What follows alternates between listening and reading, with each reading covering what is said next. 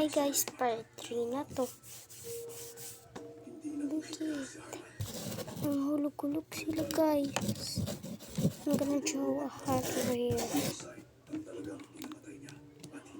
Alam, yung pil. Yan.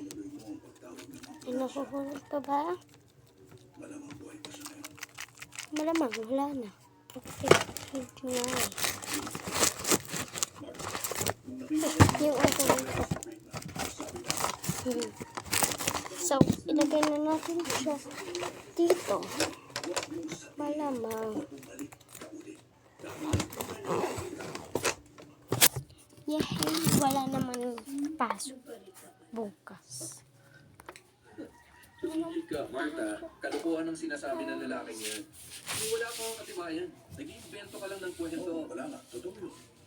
Gaya nang wala tayong katibayan na napagbalik ka ni Marta ang files, kaya salita mo lang ang Umamin na siya sa'yo, di ba? Pati ko. umamin na siya sa amin. Pero hayaan mong ituloy ko pa ng konti. Makalipas ang ilang oras ng gabi, kinailangan niyang bumalik sa bahay para kunin yung dalawang precinct na bayan. Pero sumati na sa labas na. Tumahol sila dahil kinagising ni Meg kaya. Kinabukasan ko na lang. Ang balita kinabukasan, hindi ang medical error at ang guilty nurse.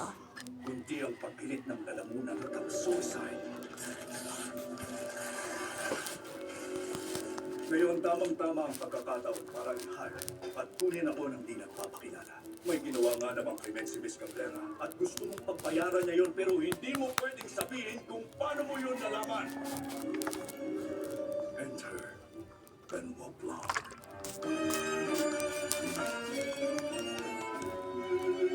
The crown was just the beginning. I'm made to be more. And to go further, my hair needs more. Cream Fake Triple Keratin for 30 times more keratin serum for 2 times straighter, smoother, silkier hair. Need my hair? Always ready for the next. Cream Silk. Hello? Tingin ulit. It's okay. It's Nescafe Sugar Free. Huwag na mag-figure. Sa Nescafe Sugar Free,